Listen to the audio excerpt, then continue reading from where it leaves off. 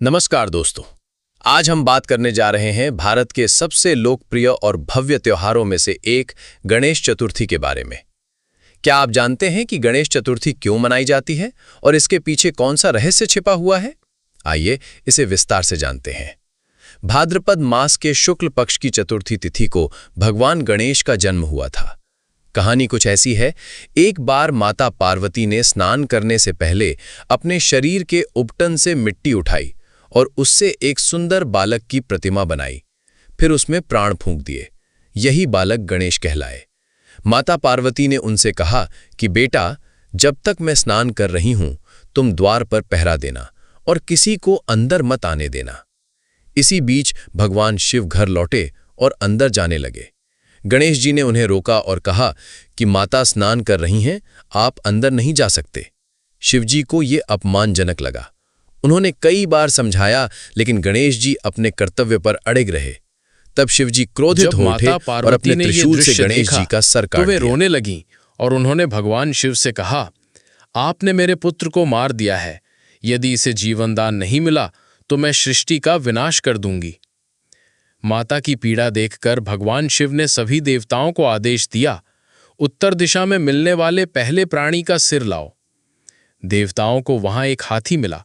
उसका सिर लाकर गणेश के शरीर पर लगाया गया और भगवान शिव ने उन्हें पुनर्जीवित कर दिया। इस प्रकार गणेश जी को गजानन नाम मिला और उन्हें सभी देवताओं ने विघ्नहर्ता और सिद्धि विनायक के रूप में पूजने की घोषणा की। यही कारण है कि हर शुभ कार्य की शुरुआत गणेश जी के नाम से होती है। गणेश जी को ज्ञान, बुद्धि और समृद्धि का देवता माना जाता है। उनकी पूजा से मनुष्य की सभी बाधाएं दूर होती हैं। इसीलिए विवाह, गृह प्रवेश या किसी भी धार्मिक कार्य में सबसे पहले गणेश जी की आराधना की जाती है। अब बात करते हैं कि गणेश चतुर्थी कैसे मनाई जाती है। इस दिन भक्तजन भगवान गणेश की मिट्टी की मूर्ति घर लाते हैं और बड़े प्रेम से पूजा अर्चना करते हैं।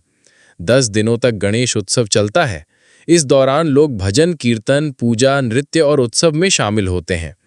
पंडालों में गणेश जी की भव्य मूर्तियां स्थापित की जाती हैं। गणेश जी को मोदक, लड्डू और दूर्वा चढ़ाई जाती हैं, क्योंकि ये उन्हें बहुत प्रिय है। 10वें दिन गणेश जी की मूर्तियों का जल में विसर्जन किया जाता है। ये प्रतीक है कि भगवान गणेश अपने भक्तों के दुख और बाधाएं साथ लेकर जाते हैं और उन्हें सुख, शांति और समृद्धि का आशीर्वाद देकर विदा होते हैं।